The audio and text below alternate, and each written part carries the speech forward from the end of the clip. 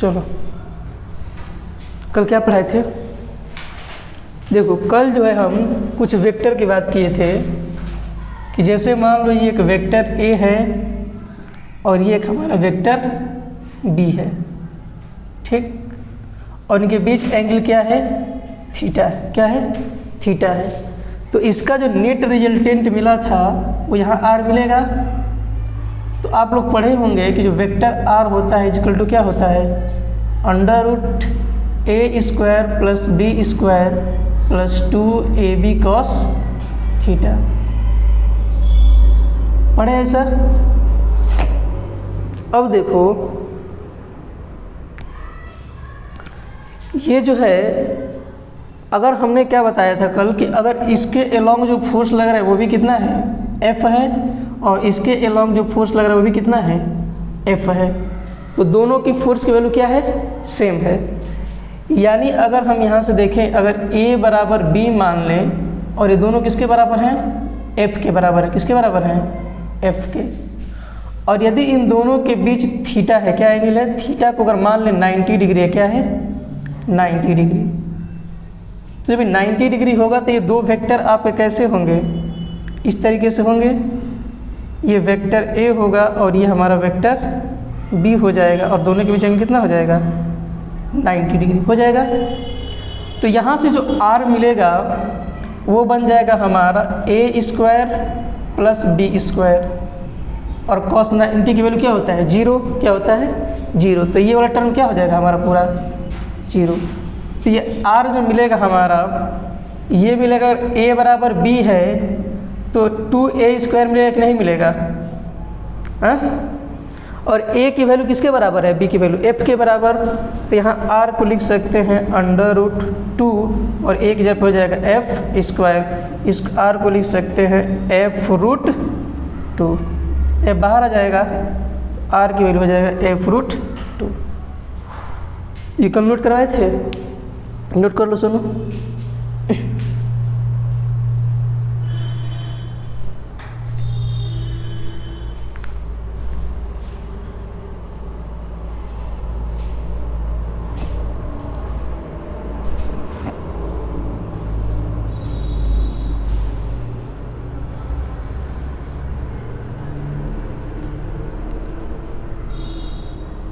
R की जो value कितना आएगा? F root 2।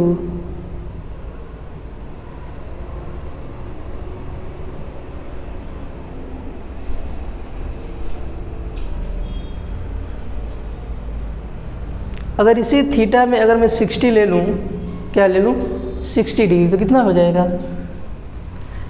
थीटा की वैल्यू 60, cos 60 की वैल्यू होता है 1/2, और ये दोनों बराबर हैं तो 2 से 2 कैंसिल हो जाएगा, तो बचेगा a इंटू a स्क्वायर। नहीं समझ पा रहे हो गया नोट बेटा? अगर इसी में थीटा की वैल्यू 60 डिग्री ले लिया जाए, थीटा की वैल्यू कितना लिया जाए? 60 डिग्री, तो यहाँ पे R इजकल टू बचेगा, ये हो जाएगा a square plus b square, और ये हो जाएगा हमारा 2 से 2 कैंसिल, cos 60 की वैल्यू 1/2, तो 2 से 2 तो कैंसिल हो जाएगा, और a बराबर है तो a स्क्वायर हो जाएगा। तो यानी यहाँ पे हो जाएगा आपका a भी बचेगा केवल, और ये दोनों बराबर है, सब आपस में क्या है? बराबर। तो नीचे मिलेगा आपको 3a स्क्वायर, और a किसके बराबर है? f के बराबर। तो r हो जाएगा आपका 3f स्क्वायर। रिजल्टेंट कितना मिलेगा? f रूट 3, यानी कि रूट 3f बोल सकते हैं इसको। हो जाएगा? नोट कर लो, 60 वाला केस सही।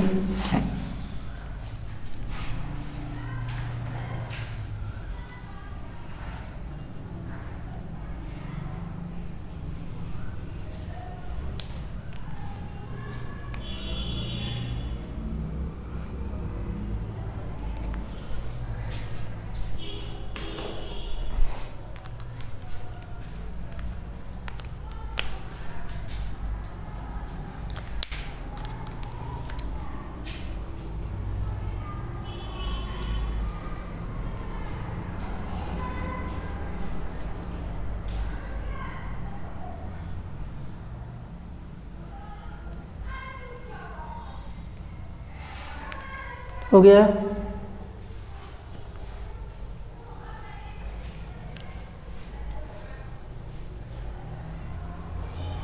अगला हेडिंग डालिए प्रिंसिपल ऑफ सुपरपोजिशन।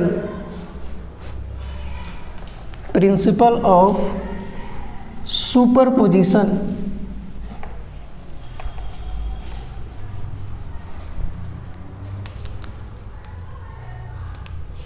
हेडिंग है आपका principle of superposition. Principle of superposition.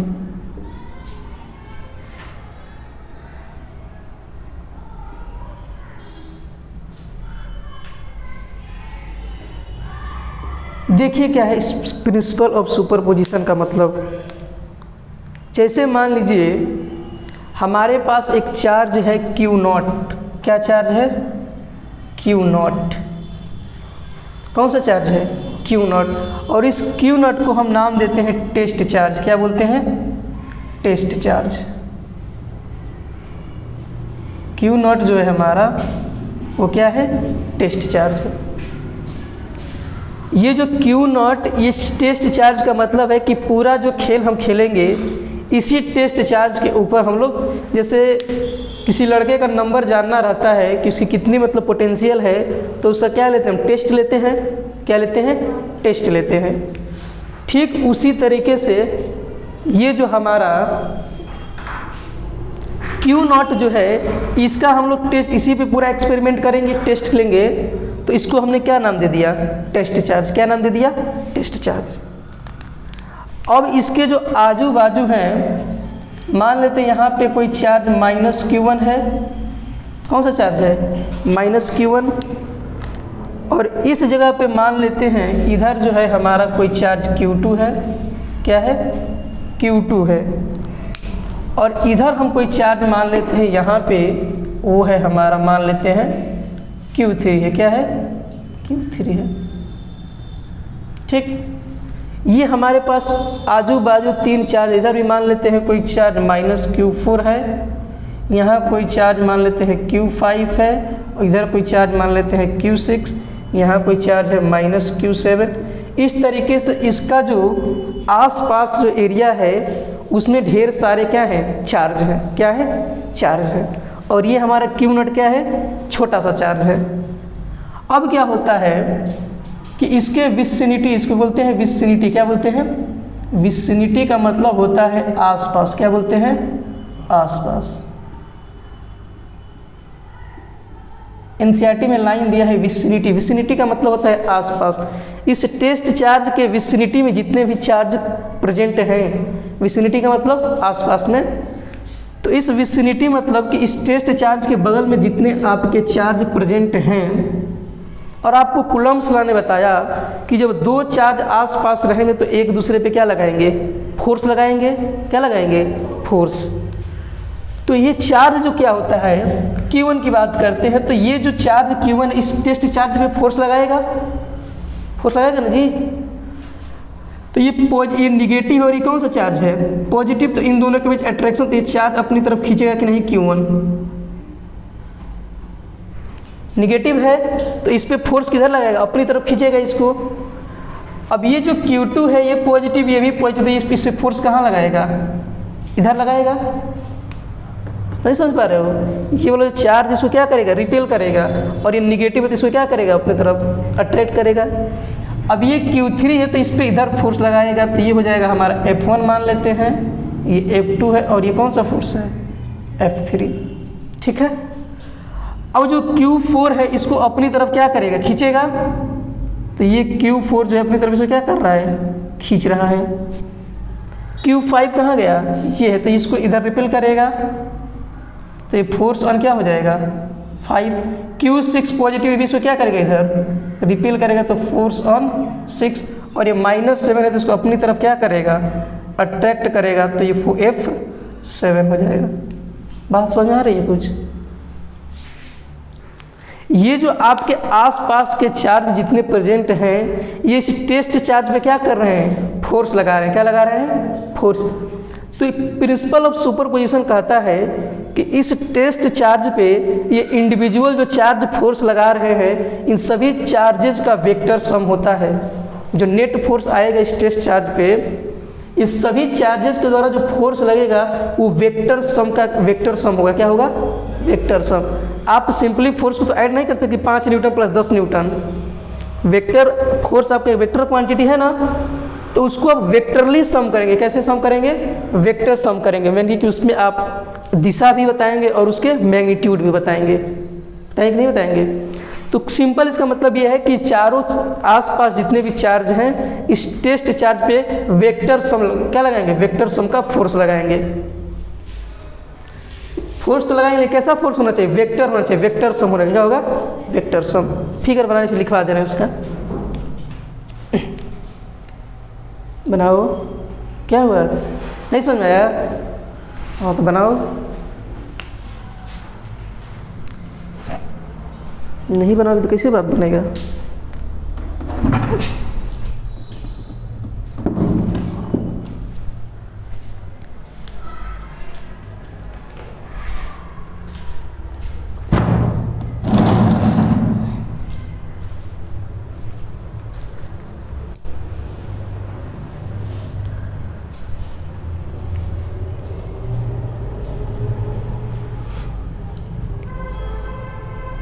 Principle of superposition.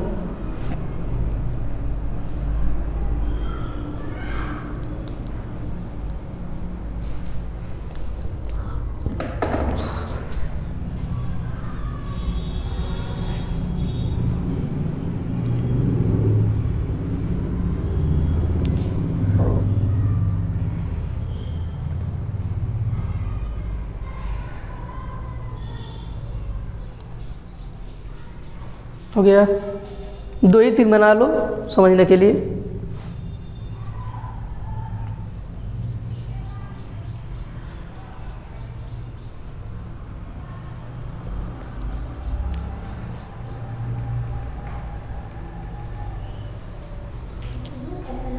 हाँ, ये F2 जो है Q2 जो है इस पर फोर्स लगा रहा है F2 इधर की तरफ, और ये Q4 निगेटिव तो इसको अपनी तरफ खींच रहा है और F2 इसको रिपेल कर रहा है।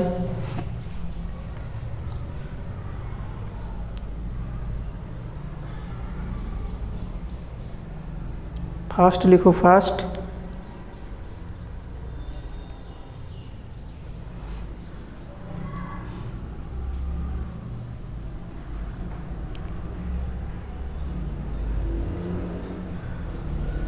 या तो इस पे जो आपका नेट फोर्स मिलेगा, net force on charge Q0, इस चार्ज Q0 पे जो आपका नेट फोर्स मिलेगा वो वेक्टर सम होगा किसके? जो इंडिविजुअल आपके फोर्स लग रहा है, यानी F1 का वेक्टर प्लस F2 का वेक्टर सम प्लस F3 और प्लस डॉट डॉट डॉट ऐसे करते करते कहाँ तक? अगर n आपके चार्ज है तो Fn, यानी ये आपके वेक्टरली सम होंगे। कैसे होंगे? वेक्टर सम होगा। सारे फोर्स का क्या होगा? वेक्टर सम होगा। क्या होगा जी? Vector sum. इसको लिख नीचे, F नेट जो चार्ज Q0 पे लगेगा वो वेक्टर सम होगा। सारे चार्ज के द्वारा लगाया गया फोर्स वेक्टरली सम हो जाएंगे।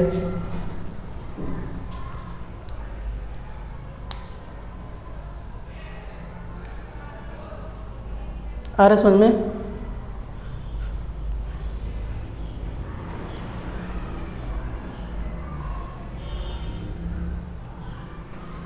लिखो नीचे इसका डिफिनीशन, वो principal.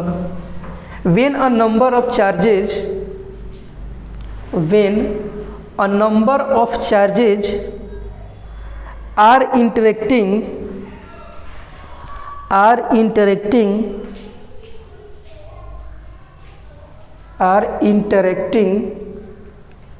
the total force on a given charge, the total force on a given charge, bracket में Q0 लिख लेना, is the vector sum of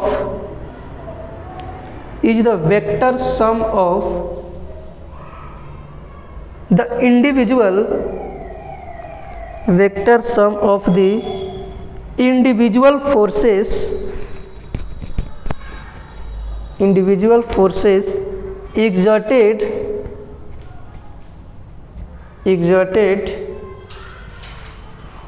on the given charge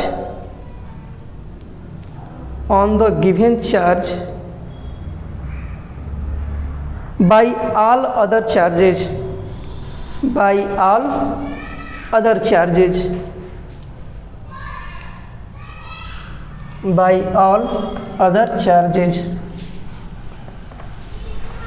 समझ में आया डिफिनीशन कि जब कोई टेस्ट चार्ज आपको दिया है चार्ज, तो उस पर जितने भी चार्ज आपके फोर्स लगाएंगे वो सारे फोर्स का क्या होगा, वेक्टर सम होगा। क्या होगा, वेक्टर सम होगा।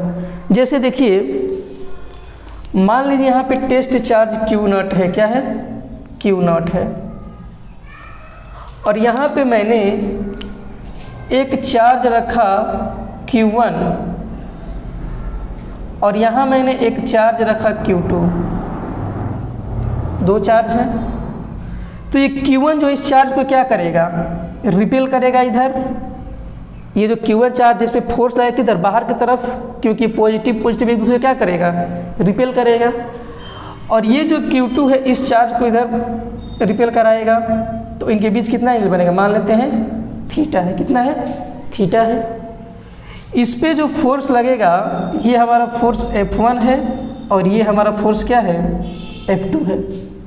मान लेते हैं इस F1 पे लग रहा है फोर्स 10 न्यूटन का और इस F2 पे फोर्स लग रहा है 5 न्यूटन का है। तो क्या हम इसको लिख सकते हैं F net is equal to F net on test charge Q0 F1 plus F2, और ये हो जाएगा आपका 10 न्यूटन प्लस 5 न्यूटन। क्या ये सही है कि गलत है, बताइए। ये सही है कि गलत है, गलत है।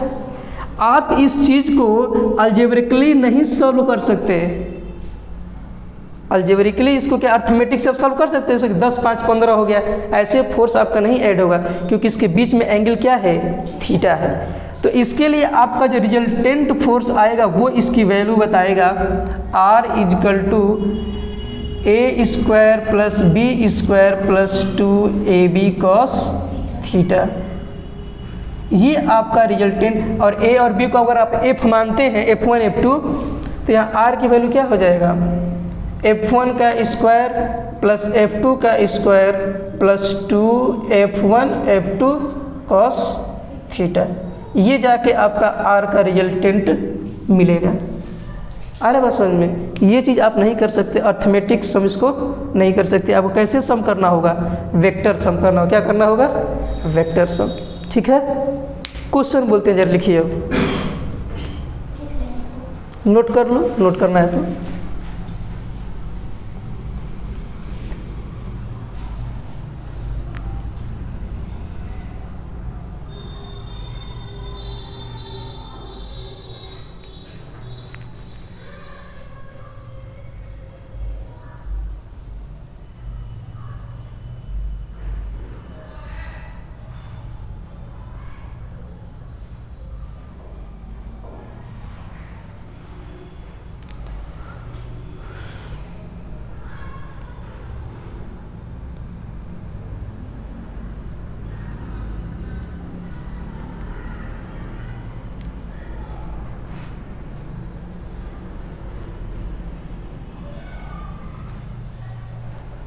हो गया।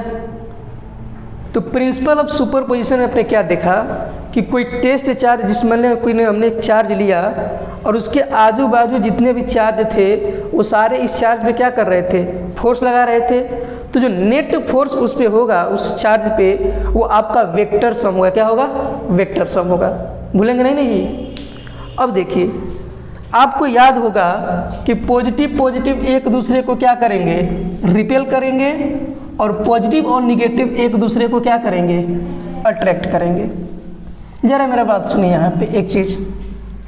जैसे मैंने आपको कूलम्ब फोर्स बताया था, कूलम्ब चला, तो उसमें मैंने बताया कि जो ये इलेक्ट्रोस्टैटिक कूलम्ब्स फोर्स होता है वो इन्वर्सली प्रोपोर्शनल है 1/r² के। ठीक, तो अगर मान लीजिए आपका ये पॉइंट ये है और एक पॉइंट ये है और एक पॉइंट ये है, यहाँ से यहाँ तक की दूरी आपका a दिया है और यहाँ से यहाँ तक की दूरी कितना दिया है, a दिया है। मान लेते ये भी बराबर दूरी है। ठीक, a। अब क्या करते हैं कि यहाँ पे हम रख देते हैं एक चार्ज प्लस q और यहाँ भी एक चार्ज रख देते हैं प्लस q और यहाँ एक चार्ज रख देते हैं हम माइनस q। और ये पॉइंट A है, ये B है और ये क्या है, C है। ठीक, मेरा क्वेश्चन ये है कि इस चार्ज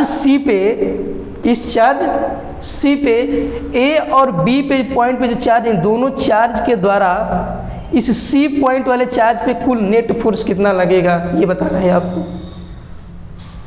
इस चार्ज के द्वारा और इस चार्ज के द्वारा इस चार्ज पे कितना फोर्स लगेगा, इस चार्ज के द्वारा और इस चार्ज के द्वारा नेट फोर्स निकालना है।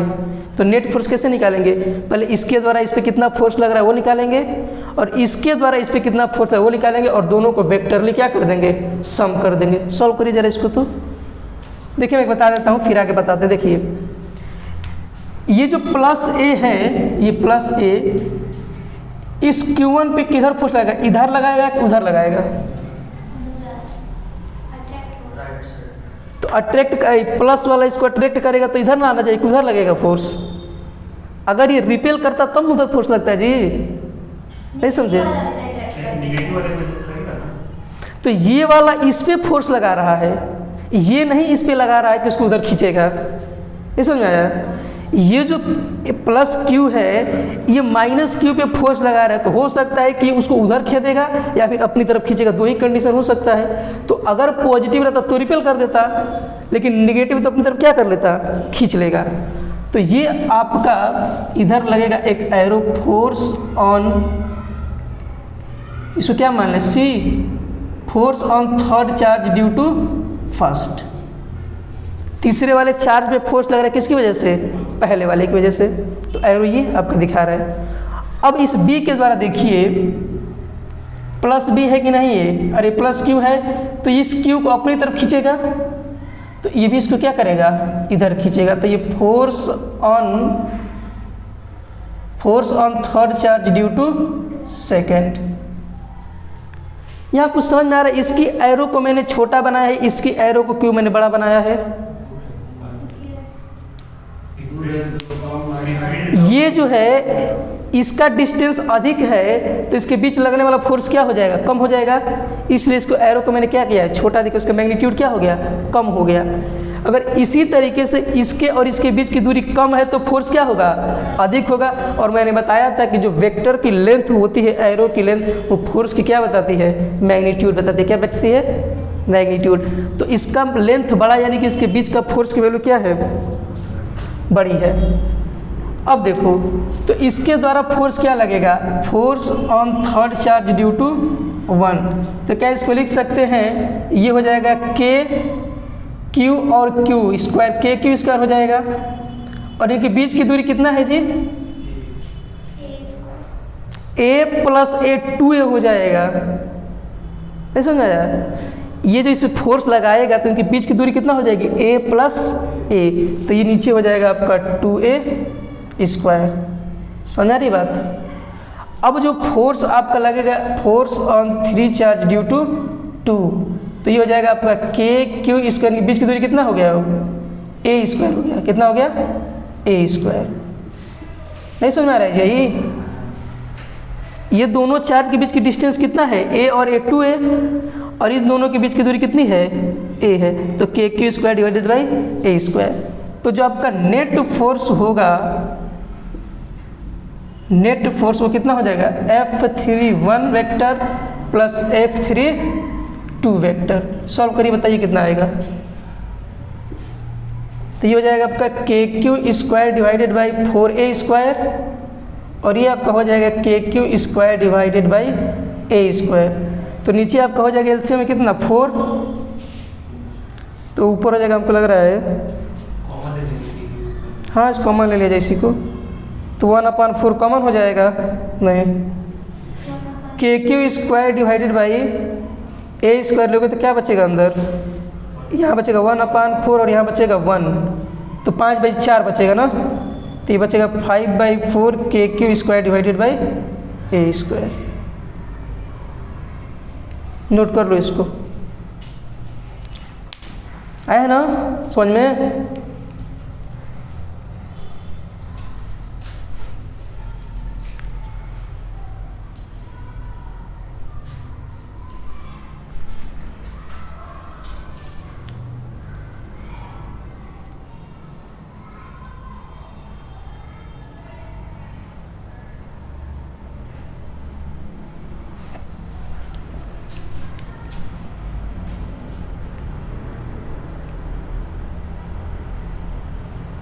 आया जी समझ में। हाँ, डिस्टेंस ध्यान रखना किसको किस पे लग रहा है।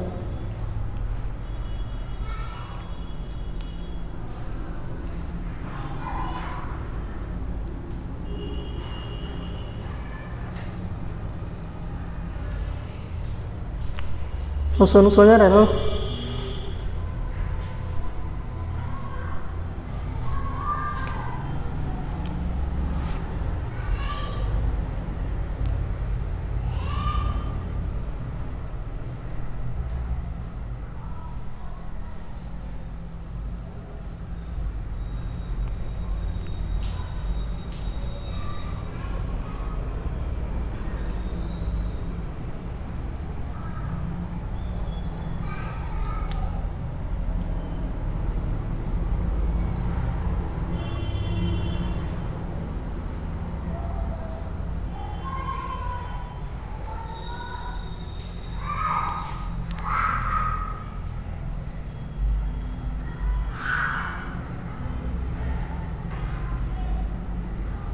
हो गया।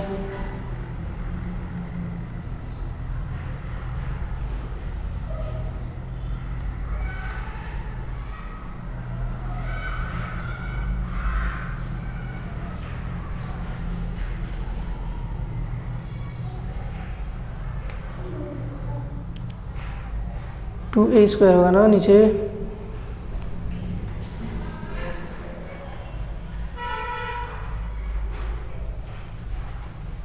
अगला क्वेश्चन लिखो, 3 charges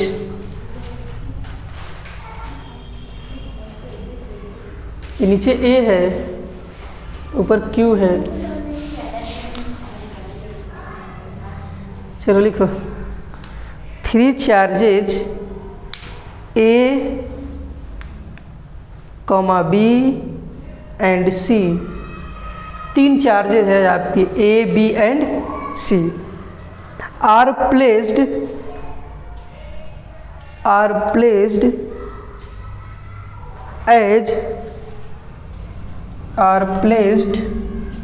as shown in figure, और फिगर आपको बनाया है वही फिगर है।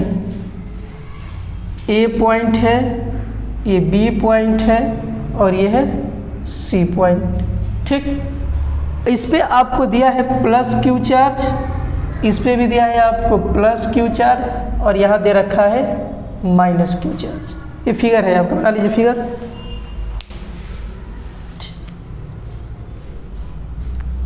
आगे दिया है कैलकुलेट द, फिगर बना लो, लिखो calculate the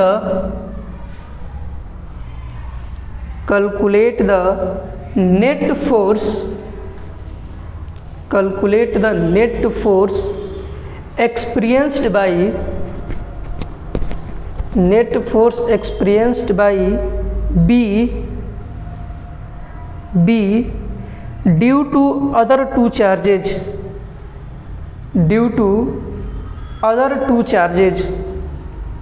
calculate the net force experienced by B पे फोर्स लगाया जा रहा है 2 चार्ज के द्वारा, यानी बी कितना फोर्स एक्सपीरियंस करेगा इन 2 चार्जेस के द्वारा, वही काम करना है। सॉल्व करिए इसको, ट्राई करिए एक बार।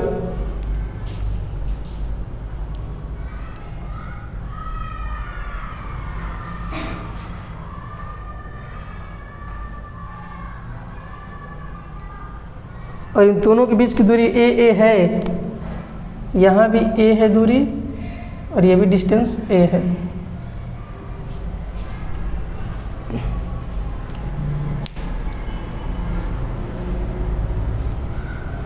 इस चार्ज के द्वारा इस पे कितना फोर्स लगेगा और इस चार्ज के द्वारा इस बी पे कितना फोर्स लगेगा, वही बताना है आपको।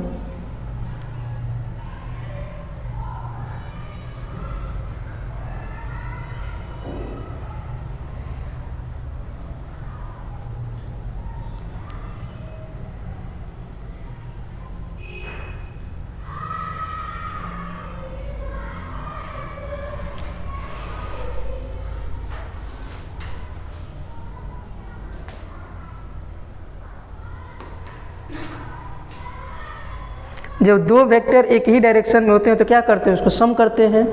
क्या करते हैं, सम करते हैं। नहीं हो पा रहा है, माइनस करते हैं।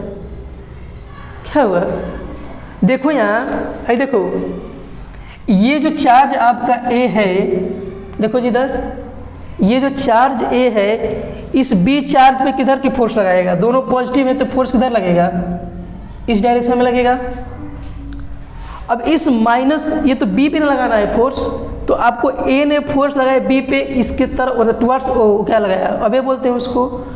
अब ये आपका माइनस क्यू है तो इस पे माइनस क्यू अपनी तरफ खींचेगा इसको, तो इसका भी डायरेक्शन कहाँ जाएगा, इधर ही जाएगा, दोनों का डायरेक्शन। नहीं समझे, ये माइनस क्यू है जो, ये इस पे फोर्स लगा रहा है तो अपनी तरफ खींचेगा। अगर ये पॉजिटिव तो इसको रिपेल कर देता, निगेटिव तो अपनी तरफ खींच लिया इसको। तो जो दोनों फोर्स खिंचाए तो इन दोनों के बीच लगने वाला फोर्स कितना हो जाएगा, के क्यू स्क्वायर डिवाइड, जीरो कैसे होगा जी, तो दोनों एक ही डायरेक्शन में है। तो बी के द्वारा एक्सपीरियंस लिखा है उसमें, देखो पढ़ो क्वेश्चन क्या दिया है, calculate the net force experienced by B के द्वारा कितना फोर्स एक्सपीरियंस किया जा रहा है। इसी में फंस जाओगे तुम लोग। एक्सपीरियंस्ड बाई बी कितना फोर्स एक्सपीरियंस कर रहा है, मतलब बी के द्वारा कितना फोर्स एक्सपीरियंस किया गया। तो ये चार्ज इस पे फोर्स लगा कितना, प्लस क्यू, तो इधर जाएगा, और इस चार्ज ने इस पे फोर्स लगा तो इधर खींचेगा। क्या हुआ,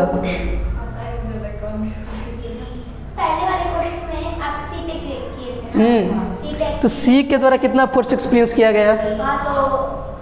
क्या हुआ, बी कितना फोर्स एक्सपीरियंस करता है, ये वाला भी इस पे फोर्स लगाएगा तो एक्सपीरियंस करेगा इसका फोर्स, और ये लगाएगा तो बी इसका फोर्स एक्सपीरियंस करेगा। जैसे मान लो 3 लोग हैं, तुम्हारे पे फोर्स एक्सपीरियंस करना है तो मैं भी फोर्स लगाया तुम्हारे पे, हम भी फोर्स लगाया तुम्हारे पे। तो अगर वो पॉजिटिव है, अगर तुम पॉजिटिव दोनों तुमको रिपेल कर देगा, और पॉजिटिव निगेटिव तो मैं तुमको क्या कर लूँगा, अपनी तरफ खींच लूँगा, निगेटिव है तो। नहीं, वो हम लोग का इसमें कंफ्यूजन था ना कि जो पॉजिटिव है वो अपने तरफ खींचेगा कि निगेटिव अपने तरफ खींचेगा, उसी में देखो पॉजिटिव निगेटिव हम समझ रहे हैं कहाँ कन्फ्यूजन हो रही है तुम लोगों को। देखो जैसे ये आपका बी, इस पे फोर्स लगाना है कि नहीं लगाना है, ठीक, तो अगर इस पे फोर्स लगाना है, ये पॉजिटिव है, ये दोनों पॉजिटिव है, तो पॉजिटिव ये वाला इसको क्या कर देगा, रिपेल कर देगा। अब फंसती है बात पॉजिटिव निगेटिव में, तो किस पे फोर्स लगा रहे हैं आप, बी पे। तो अगर ये पॉजिटिव, ये भी रहता पॉजिटिव, तो ये वाला इसको फोर्स बी पे लाता इधर लगा देता, लेकिन ये निगेटिव है तो यही फोर्स लगा रहा है। तो हो सकता है कि फोर्स आपको ढेल दे या फिर आपको खींच ले, यही ना काम करे, यही काम कर सकता है। तो ये निगेटिव है तो अपनी तरफ क्या करेगा, खींचेगा। फोर्स किधर लगाएगा, अपनी तरफ लगाएगा। अगर ये पॉजिटिव रहता तो इन दोनों क्या करे, इसको रिपेल कर देता। ये समझ बात। अगर ये पॉजिटिव रहता तो इस पर फोर्स किधर लगाता, इधर लगाता। ये निगेटिव है इसलिए अपनी तरफ क्या कर रहा है, खींच ले रहा है अपनी तरफ फोर्स। ये समझ आई बात, अब क्लियर है। अब चलो, तो कितना आएगा, दोनों फोर्स को ऐड कर दो, तो ये इधर लगाएगा के क्यू स्क्वायर बाई ए, और ये भी इधर लगाएगा, तो इस दोनों के बीच में क्या आ जाएगा, के Q square by A square. तो नेट फोर्स कितना आ जाएगा, 2kq square divided by A square. अब समझ में आया जी। तो निगेटिव रहेगा तो अपनी तरफ खींचेगा, और पॉजिटिव रहेगा तो अपनी तरफ से क्या करेगा, उसे दूर खींच देगा। अब एक बस ये देखना है, और किस पे फोर्स लगाना है उसकी एरो से पता कर लेना। हो गया। तो क्वेश्चन आगे, क्वेश्चन लिखिए। 3 charges अच्छा, नेट फोर्स का डायरेक्शन किधर होगा जी? ईस्ट में होगा कि वेस्ट, नॉर्थ, साउथ? कहाँ होगा? ईस्ट के डायरेक्शन में। कहाँ होगा? ईस्ट के डायरेक्शन में। तो नेट फोर्स आपको दे सकता है किधर? ईस्ट के डायरेक्शन में। आई बात समझ में? अब लिखो आगे। 3 charges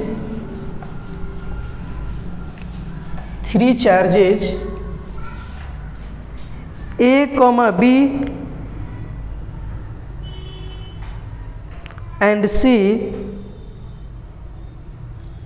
and C are placed as shown in figure. Figure आपको ऐसे बनाया है, placed as shown in figure। यहाँ से यहाँ तक की डिस्टेंस आपको A दिया है और यहाँ से यहाँ तक की डिस्टेंस में कितना दिया है? A दिया है, ठीक। और इस पे आपको रखा है प्लस Q चार्ज। फिगर बना लीजिए। हो गया? पॉइंट वही ABC है, आपको दिया। इधर ABC कहीं मान लेना, ABC, ठीक है। आगे लिखो, calculate the net force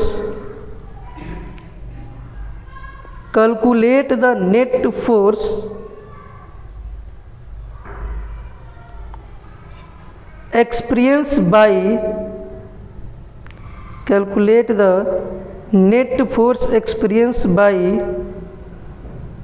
due to other two charges.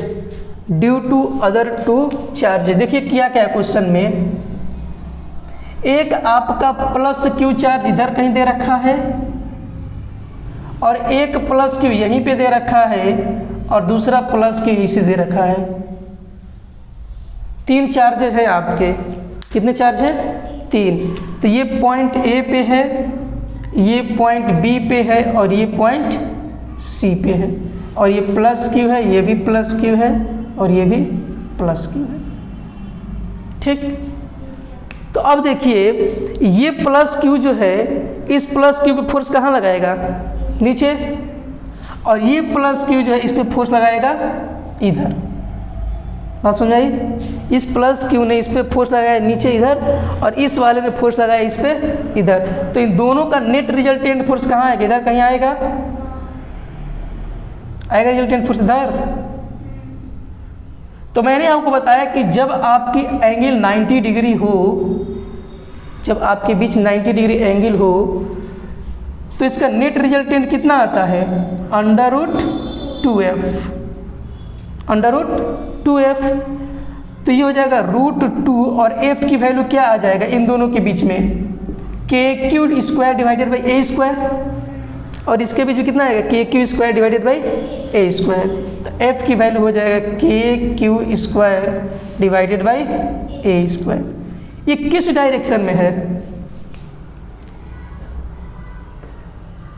किस डायरेक्शन में है जी?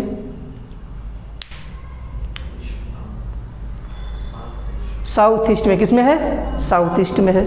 इसका डायरेक्शन हो जाएगा साउथ ईस्ट। चलो नोट कर लो, है समझ में? इसका डायरेक्शन कहाँ जा रहा है? साउथ ईस्ट है।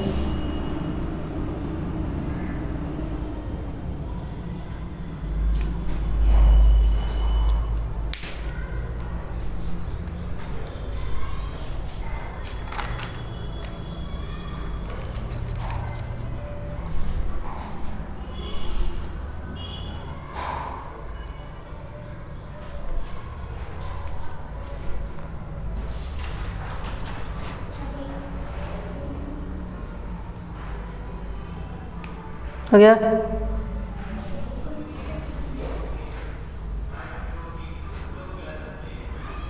क्या नहीं समझ में आ रहा है जी? हाँ, क्या हुआ? दोनों चार्ज के बीच फोर्स लगेगा कितना? KQ² divided by A²। Distance सबका A दिया है, तो KQ² डिवाइडेड बाई A²। और किधर, किस वाले में? East, west, north, south. South east में है ये, ईस्ट से साउथ की तरफ। चलो अब जो है हम लोग पढ़ेंगे परमिटिविटी एंड रिलेटिव परमिटिविटी, जिसके लिए मैंने बताया था आपको कि उसके लिए एक अलग आपको टॉपिक पढ़ाएंगे। तो आज वो दिन आ गया। हेडिंग डालिए permittivity and relative permittivity.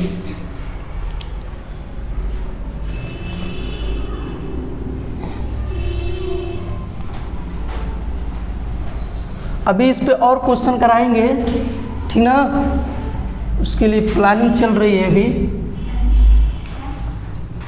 Extra question और है जो है बना रहे हैं, कैसे कैसे क्वेश्चन पूछेगा। तो हेडिंग डाल दीजिए permittivity and relative permittivity.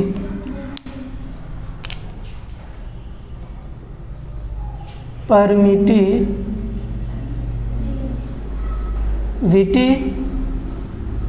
And relative permittivity.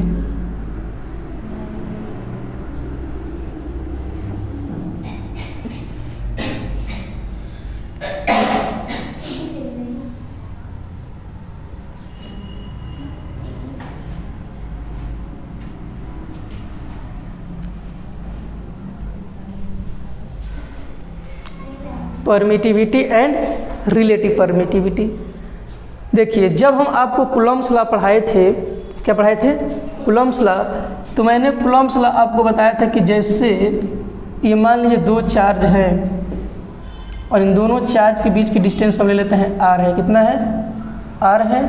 और यहाँ एक चार्ज q1 है और ये चार्ज हमारा q2 है, ऐसे रखा था। तो इनके बीच जो फोर्स लगा था Fc वो कितना आया था? k q1 q2 और डिवाइडेड बाई r स्क्वायर। और इस k को मैंने एक टर्म माना था 1/4 पाई एप्सिलॉन नॉट, और ये था q1 q2 divided by r square, ऐसे था। तो जो ये आपका एप्सिलॉन नॉट है ये आपका डिपेंड्स करता है मीडियम पे, डिपेंड्स ऑन मीडियम, कि आप इसको किस मीडियम में रखे हैं। एयर में रखे हैं, ऑयल में रखे हैं, अल्कोहल में रखे हैं, वाटर में रखे हैं, केरोसिन में रखे हैं, कहाँ रखे हैं। तो कौन डिपेंड करेगा? आपका एप्सिलॉन नॉट। अब एप्सिलॉन नॉट जो है ये तो हमारा किसके लिए है? अगर आपको एयर के लिए बोले या फिर वैक्यूम के लिए बोले, दोनों चीज़ तो सेम नहीं होती हैं।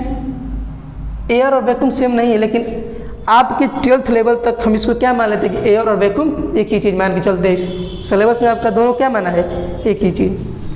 तो एयर और वैक्यूम के केस में जो है आपका जो Fc है कूलम्बिक फोर्स, ये हो जाएगा 1/4 पाई एप्सिलॉन नॉट, और Q1 और Q2 डिवाइडेड बाई क्या हो जाएगा? r square. किस केस में? जब आपका एयर हो या फिर वैक्यूम हो। लेकिन जब इसी चीज़ को हम किसी मीडियम में रखते हैं, किस में रखते हैं? For medium. मीडियम के लिए क्या हो जाएगा?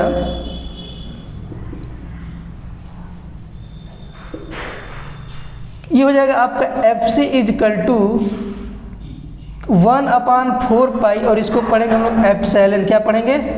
एप्सिलॉन।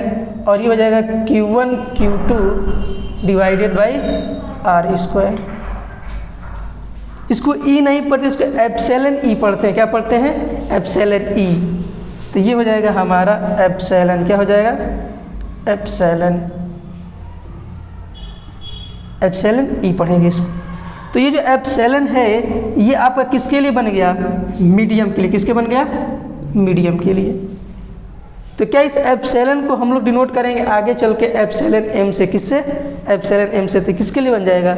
मीडियम के लिए। इसी को हम यूज करेंगे एप्सिलॉन M से, ठीक।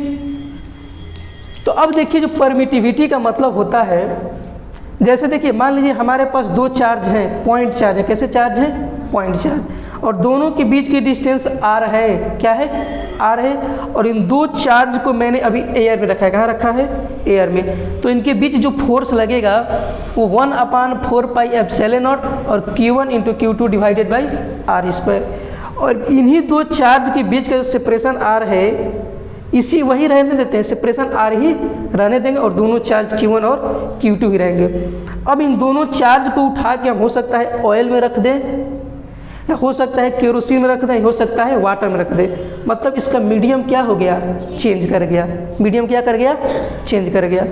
तो जैसे ही इन दोनों चार्जेस को मैंने रखा किसमें, मीडियम में, तो आपका एप्सिलॉन हो गया, ये क्या हो गया, एप्सिलॉन, और यही एप्सिलॉन कहलाता है permittivity of medium, permittivity of medium.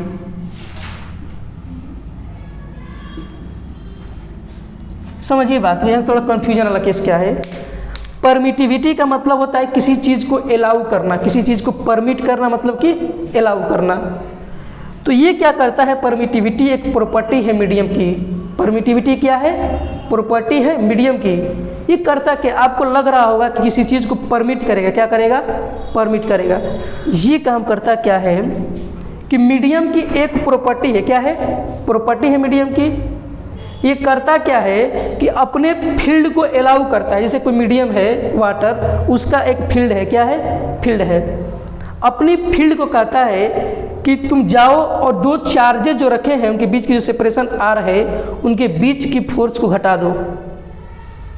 अपने फील्ड को क्या करेगा, ये परमिट करेगा, अलाउ करेगा कि जाओ और जो चार्ज है, दो चार्ज, उनके बीच में सेपरेशन आ रहे है, वो जब वाटर में आए हैं तो उनके बीच का जो फोर्स है उसको क्या कर दो, डिक्रीज कर दो। क्या कर दो, डिक्रीज कर दो। मतलब ये हुआ कि जब फोर्स, जब ये आपका एयर में था, चार्ज, दो चार्ज एयर में थे, तो उनका फोर्स क्या था, एप्सिलॉन नॉट था, मतलब 1/4 ऐसे कुछ था। तो जब ये दोनों चार्ज आपके डिस्टेंस तो सेम ही रखे हैं, इसको जब मीडियम में रखेंगे तो इनके बीच का फोर्स क्या कर जाएगा, घट जाएगा। क्या कर जाएगा, घट कर जाएगा। क्यों घट जाएगा, क्योंकि मीडियम वाटर जो इसकी एक परमिटिविटी होती है, क्या होती है, परमिटिविटी एक प्रॉपर्टी है जो अलाउ करती है कि जाओ और दो चार्जेज के बीच के जो फोर्स लग रहा है उस फोर्स को क्या कर दो, डिक्रीज कर दो। क्या कर दो, डिक्रीज कर दो। तो इतना नोट कर लीजिए पहले। बात समझ आई, परमिटिविटी का मतलब क्या है, ये एक प्रॉपर्टी है मीडियम का। परमिटिविटी को लिख लो, प्रॉपर्टी है मीडियम का, परमिटिविटी प्रॉपर्टी है ऑफ मीडियम। ये एनसीईआरटी में दिया नहीं है डीपली, उतना बस लिख के छोड़ दिया है। ये कंसेप्ट से आपको देखने को मिलेगा परमिटिविटी, साइड बुक वगैरह में दिया है परमिटिविटी का मतलब।